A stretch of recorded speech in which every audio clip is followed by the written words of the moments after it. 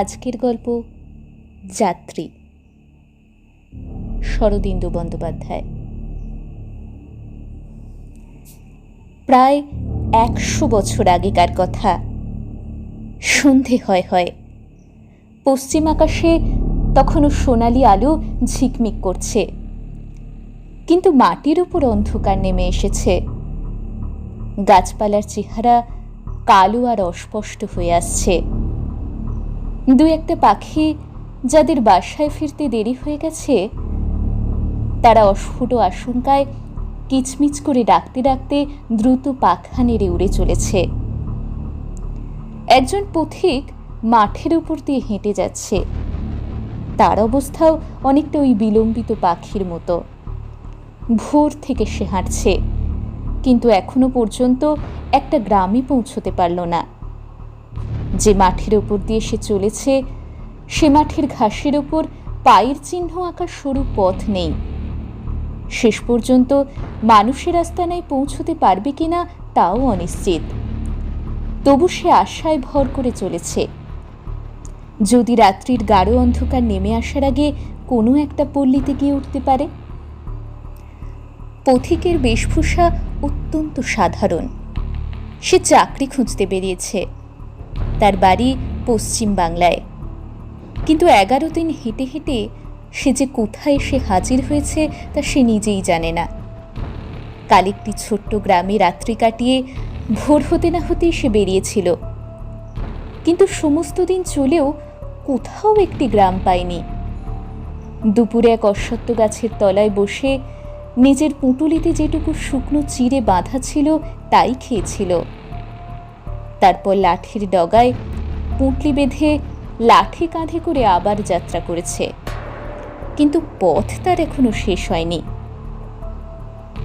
সামনের দিকে তাকিয়ে চলতে চলতে পথিক একসময় ডান দিকে ঘাড় বেঁকিয়ে দেখল, খানিক দূরে কতকগুলো গাছপালার আড়ালে একটা জায়গা চকচক করছে। পথিক দাঁড়িয়ে পড়ল। সন্ধ্যার আবছায় তার মনে হলো যেন একটা মস্ত দিঘি। তেষ্টায় তার বুক পর্যন্ত শুকিয়ে গিয়েছিল। সে আর দ্বিধা না করে পা চালিয়ে সেই দিকে চলল। মনে মনে বলল, দিঘি যদি হয় তাহলে নিশ্চয়ই কাছে গ্রাম আছে। যাক, ঠিক সময় আশ্রয় পেয়েছি। আরো কিছু দূর এগিয়ে সে দেখল, হ্যাঁ, দিঘি বটে, প্রকাণ্ড দিঘি। এপার থেকে ওপারের বাঁধানো ঘাট ভালো করে দেখা যায় না। দিঘির কিনারায় বসে পথিক অঞ্জলি ভরে জল খেল। চোখে মুখে জল দিয়ে অনেকটা ঠান্ডা হয়ে সে উঠে দাঁড়ালো। দিনের আলো তখন আরো ক্ষীণ হয়ে এসেছে। দিঘির ওপার পর্যন্ত ভালো নজর চলে না। তবু তার মনে হলো দিঘির ঘাটের উপর একটা সাদা কাপড় পরা মেয়ে কলসি ভরে জল নিয়ে উঠে গেল। পথিক তখন নিশ্চিত হলো যে কাছে নিশ্চয়ই গ্রাম আছে। সে তাড়াতাড়ি লাঠি কাঁধে ফেলে যেদিকে ওই মেয়েটি গোধূলির আধারে মিশিয়ে গেল সেই দিকেই চলতে আরম্ভ করল। দিঘির অপর পারে পৌঁছে সে দেখল সামনে এক সারি বাবলা গাছ, আর তার ফাঁক দিয়ে এক মস্ত গ্রামের অনেক চালাঘর দেখা যাচ্ছে। পথিকের তখন ক্ষুধায় ক্লান্তিতে দেহ অবসন্ন, তাই সে ভালো করে সব দিক লক্ষ্য না করেই সেই দিকে ছুটে চলল। যদি ভালো করে লক্ষ্য করত তাহলে দেখতে পেত যে মেটে বাড়িগুলির দেয়াল অনেক জায়গায় ধসে গেছে। ওপরে খড়ের চাল রোদ বৃষ্টিতে খসে পড়েছে, যেন কতকাল এসব বাড়িতে কেউ বাস করেনি। সমস্ত গ্রামটা শূন্য খাঁ খাঁ করছে। সন্ধ্যা উত্তীর্ণ হয়ে যায়, তবু একটা বাড়িতেও প্রদীপ জ্বলছে না। এই সব কিছুই সে লক্ষ্য করল না। গ্রামের সদর রাস্তা দিয়ে ঢুকেই সে দেখল সামনে একটা বড় খোড়ো বাড়ি। সে গিয়ে দরজায় ধাক্কা দিল। জীর্ণ দরজা নড়বড় করে উঠল, কিন্তু ভেতর থেকে কোনো সাড়া শব্দ পাওয়া গেল না। তখন সে হাঁক দিয়ে বলল, কে আছো? একবার বাইরে এসো। তবু সাড়া নেই। পথিক একটু আশ্চর্য হয়ে ভাবল, তাই তো, বাড়িতে কেউ নেই নাকি? তখন সে দরজায় জোরে একটা ধাক্কা দিল। সঙ্গে সঙ্গে দরজা খুলে গেল, কিন্তু তবু কোনো মানুষের পায়ের শব্দ কি গলার আওয়াজ কোনোটাই পাওয়া গেল না। পথিক একটু ইতস্তত করে মাটিতে লাঠি ঠুকে গলা খাকারি দিয়ে আস্তে আস্তে ভেতরে ঢুকল। ভেতরে ঢুকেই সে একেবারে অবাক হয়ে গেল। এ কি, বাড়ির উঠানে হাঁটু পর্যন্ত কাঁটা গাছ আর আগাছার জঙ্গল, ওদিকের ঘরগুলো সব অন্ধকার। পথিকের এবার হঠাৎ গা ছমছম করে উঠল। এ বাড়িতে কি কেউ থাকে না? পুরো বাড়ি? সে সাহসে ভর করে আর একবার ডাক দিল, বাড়িতে কেউ আছো নাকি? এইবার তার প্রশ্নের জবাব এলো। ওদিকের অন্ধকার ঘরের ভেতর থেকে কে যেন মেয়েলি গলায় বলল, কে গো তুমি? পথিকের এবার সাহস হলো, যাক তাহলে বাড়িতে লোক আছে। সে বিনীতভাবে বলল, মা, আমি যাত্রী, অনেক দূর থেকে আসছি। আজ রাত্রির জন্য আমায় থাকতে দিতে পারবে? ওদিক থেকে জবাব এলো, পারবো, তুমি বসো। কোথায় বসবে? চারদিকে জঙ্গল। পথিক এদিক ওদিক তাকাচ্ছে। এমন সময় হঠাৎ দেখল তার ঠিক সম্মুখে একটা স্ত্রী মূর্তি দাঁড়িয়ে আছে। এমন আচমকা স্ত্রীলোকটি এসে উপস্থিত হলো যে পথিকের মনে হলো যেন ভোজবাজি। স্ত্রীলোকটির মুখ সে দেখতে পেল না, কারণ মুখ ঘোমটায় ঢাকা ছিল। সে তাড়াতাড়ি বলল, মা, তোমাদের পুরুষেরা কোথায়? তাদের কাউকে তো দেখছি নে। স্ত্রীলোকটি ঘোমটার ভেতর থেকে বলল, পুরুষ কেউ নেই, তুমি এসো। স্ত্রীলোকটির পেছন পেছন পথিক দাওয়ার উপর উঠল। দাওয়াটি বেশ পরিষ্কার। সে পুঁটলি নামিয়ে খুঁটিতে ঠেসান দিয়ে বসল। স্ত্রীলোকটি বলল, তুমি সমস্ত দিন কিচ্ছু খাওনি, নিশ্চয়ই খিদে পেয়েছে। ঘরে ঠান্ডা ভাত আছে, খাবে? পথিক খুশি হয়ে বলল, তাহলে তো বড় ভালো হয়, আবার রেঁধে খেতে গেলে অনেক দেরি হয়ে যাবে। সত্যি বড় খিদে পেয়েছে। ঘুমটা ঢাকা মেয়ে মানুষটি এতক্ষণ তার সামনে দাঁড়িয়েছিল, অকস্মাৎ অদৃশ্য হয়ে গেল। পথিক কিছুক্ষণ সেই দিকে তাকিয়ে রইল, তারপর ধড়মড় করে উঠে দাঁড়ালো। তার বুকের মধ্যে ঢিপ ঢিপ করতে লাগলো। পুরো বাড়ির মধ্যে একই অলৌকিক ব্যাপার। সে পালাবে কিনা ভাবছে, এমন সময় দূর থেকে আওয়াজ এলো, চলে যেও না, তুমি অতিথি, না খেয়ে গেরস্তর বাড়ি থেকে যেতে নেই। পথিক আবার বসে পড়ল। তার পা দুটো এমন কাঁপছিল যে সে আর দাঁড়িয়ে থাকতে পারল না। কিছুক্ষণ পরে ভাতের থালা হাতে করে স্ত্রীলোকটি তেমনই আশ্চর্যভাবে তার সামনে আবির্ভূত হলো। থালাখানা তার সম্মুখে নামিয়ে রেখে বলল, খাও। তারপর দেয়াল ঘেঁষে বসল। অন্ধকারে থালায় কি আছে পথিক কিছুই দেখতে পাচ্ছিল না। কম্পিত স্বরে বলল, একটা বাতি কি নেই? জবাব এলো, বাড়িতে তেল নেই। ভয়ে পথিকের গলা বুজে আসছিল, তবু সে থালায় যা ছিল তাই তুলে মুখে দিতে লাগলো, কিন্তু কি যে খাচ্ছে তা কিচ্ছু বুঝতে পারল না।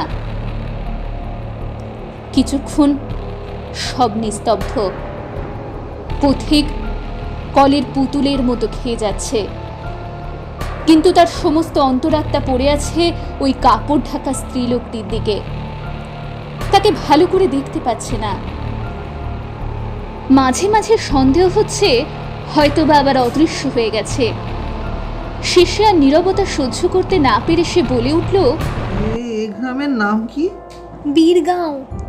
পথিক চমকে উঠল। বীরগাঁ? তার মনে পড়ে গেল কাল রাত্রে আগের গ্রামে সে শুনেছিল যে এ অঞ্চলে বীরগাঁ বলে এক মস্ত গ্রাম ছিল। 5 বছর আগে প্লেগ মহামারীতে একেবারে শূন্য হয়ে গেছে। সেই থেকে সেখানে আর মানুষ বাস করে না। এই সেই বীরগাঁ। হঠাৎ প্রশ্ন হলো, আর কিছু চাই? না না না। বলে পথিক উঠবার উপক্রম করলো। অন্ধকার থেকে আবার আওয়াজ এলো, উঠো না, তোমার এখনো পেট ভরেনি। শুধু নুন দিয়ে পান্তা ভাত কি খাওয়া যায়? তোমাকে একটা লেবু এনে দিই কেমন? গাছেই আছে। পথিক কোনো জবাব দিতে পারল না।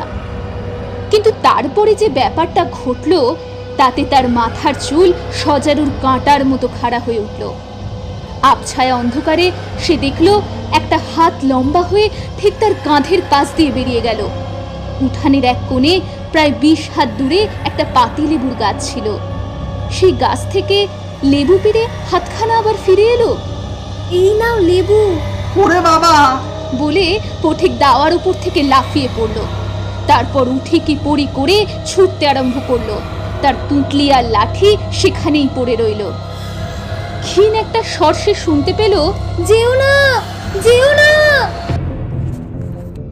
পথিকের তখন আর দিক বিদিক জ্ঞান নেই। সে রাস্তায় বেরিয়ে গ্রামের ভিতর দিয়ে ঊর্ধ্বশ্বাসে ছুটতে লাগলো। রাস্তার দুধারে বাড়িগুলো অস্পষ্টভাবে তার পাশ দিয়ে সরে যেতে লাগলো। কোনোটা ভেঙে পড়েছে, কোনোটা অতি কষ্টে দাঁড়িয়ে আছে, কিন্তু কোথাও একটি জীবন্ত প্রাণীর সাড়া নেই, যেন পরিত্যক্ত শ্মশান। তখন রাত্রি গাঢ় হয়ে নেমে এসেছে। আকাশে চাঁদ নেই, কেবল কয়েকটা নক্ষত্র মিটমিট করে জ্বলছে। পথিক হোঁচট খেয়ে দুবার পড়ে গেল, কিন্তু তার গতি হ্রাস হলো না। গড়াতে গড়াতে উঠে আবার দৌড়তে লাগলো। তার মনে হতে লাগলো যেন সেই সাদা কাপড় পরা মূর্তিটা এখনো তার পেছনে পেছনে ছুটে আসছে, এক্ষুনি লম্বা হাত বাড়িয়ে তার গলা টিপে ধরবে। এমনিভাবে অনেকক্ষণ দৌড়াবার পর পথিক গ্রাম পেরিয়ে একটা ফাঁকা জায়গায় এসে পৌঁছালো। চোখে সে কিছু দেখতে পাচ্ছিল না, কান ভোঁ ভোঁ করছিল, বুকের ভেতর দুমদুম করে মুগুরের ঘা পড়ছিল, যেন এইবার হৃৎপিণ্ডটা ফেটে যাবে। সে তৃতীয়বার হোঁচট খেয়ে পড়ে গেল, কিন্তু আর তার উঠে পালাবার শক্তি ছিল না। সে কিছুক্ষণ মাঠের মাঝখানে মুখ গুঁজে পড়ে রইল। এইভাবে পড়ে থেকে হৃৎপিণ্ডের উন্মত্ত স্পন্দন যখন একটু কমে এসেছে, তখন সে মুখ তুলে আস্তে আস্তে উঠে বসল। চারিদিকে গাঢ় অন্ধকার আলকাপ্টা মাখানো দেয়ালের মতো তাকে ঘিরে আছে। কোনো দিকে কিছু দেখা যায় না। এমনকি যে গ্রাম ছেড়ে সে পালিয়ে এসেছে, সে গ্রাম তার পিছনে কি সম্মুখে কি পাশে তাও সে আন্দাজ করতে পারল না। কিন্তু এই জনমানবশূন্য দেশে ঘুটঘুটে কালো মাঠের মাঝখানে মানুষ কতক্ষণ একলা বসে থাকতে পারে? পথিক টলতে টলতে উঠে দাঁড়ালো।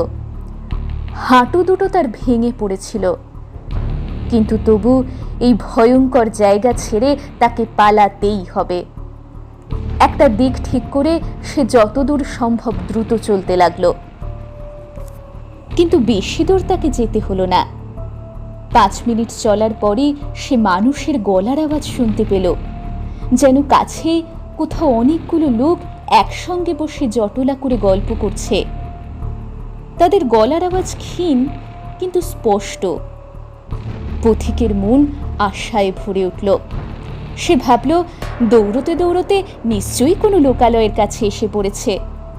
সে আগ্রহ ভরে কান খাড়া করে সে শব্দ যে দিক থেকে আসছিল সেই দিকেই চলতে লাগলো।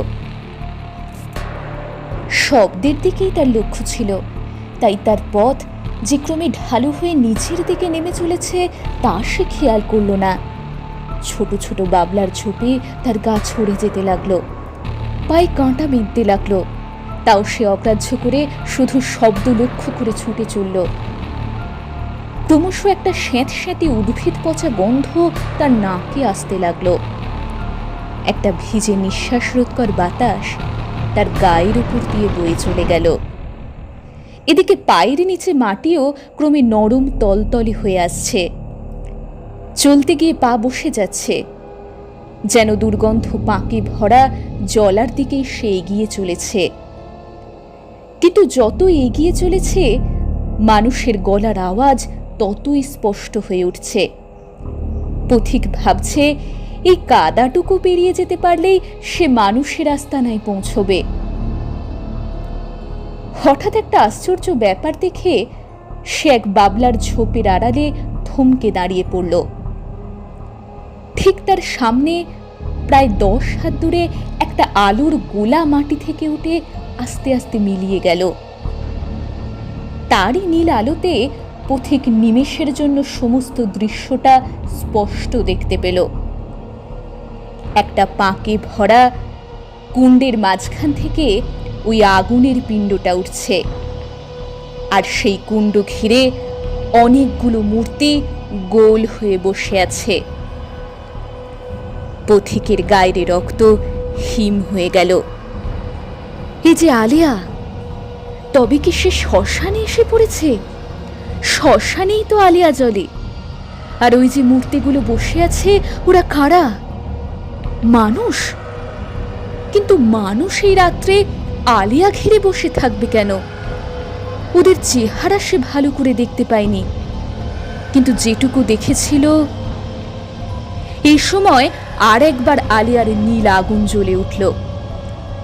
এবার পথিক তাদের ভালো করে দেখতে পেল। মানুষ নয়, তারা মানুষ নয়, শুধু এক পাল আস্ত কঙ্কাল। তাদের গায়ে মুখে কোথাও এতটুকু মাংস নেই। পথিকের আর চিৎকার করবার ক্ষমতা ছিল না। সে পিছু ফিরে পালাবার চেষ্টা করল, কিন্তু তার কাপড় বাবলার ডালে আটকে গিয়েছিল। যেমনি পালাতে গেল অমনি কাপড়ে টান পড়ল, যেন কি তাকে পিছন থেকে টেনে ধরেছে। পথিকের মুখ দিয়ে কেবল একটা চাপা গোঙানি বার হলো। সে কাদার উপর মুখ গুজে পড়ে গেল। তারপর সব স্থির। আবার আলিয়া জ্বলে উঠল। যারা কুণ্ড ঘিরে বসেছিল তারা নড়ে চড়ে বসল। তাদের হাড়গুলো খটখট করে উঠল। পথিকের পাশে যে কঙ্কালটা বসেছিল সে ভাঙা গলায় জিজ্ঞাসা করল, কি হে, তুমি কতক্ষণ এলে? পথিক কথাটা ঠিক বুঝতে পারল না, যেন ইতিপূর্বে কি হয়েছে তা সে মনে করতে পারছে না। এদিক ওদিক তাকাতে তাকাতে অদূরে বাবলা গাছের একটা ঝোপ সে দেখতে পেল। মুহূর্তের মধ্যে সে ঝোপের কাছে গিয়ে দাঁড়ালো। দেখল ঝোপের নিচে একটা তাজা মরা ঘাড় গুঁজে পড়ে আছে। তখন সে সব বুঝতে পারল। ফিরে এসে বলল, আমি এইমাত্রই আসছি। কঙ্কালটা বলল, বেশ বেশ, ওইখানে অনেক কঙ্কাল পড়ে আছে, তারই একটার মধ্যে ঢুকে পড়। তোমার নিজের কঙ্কাল তৈরি হতে এখনো ঢের দেরি। যতদিন না মাংস পচে হাড় না বেরোয় ততদিন ধারেই কারবার চালাও। অন্য কঙ্কালগুলো একসঙ্গে খিলখিল করে হেসে উঠল।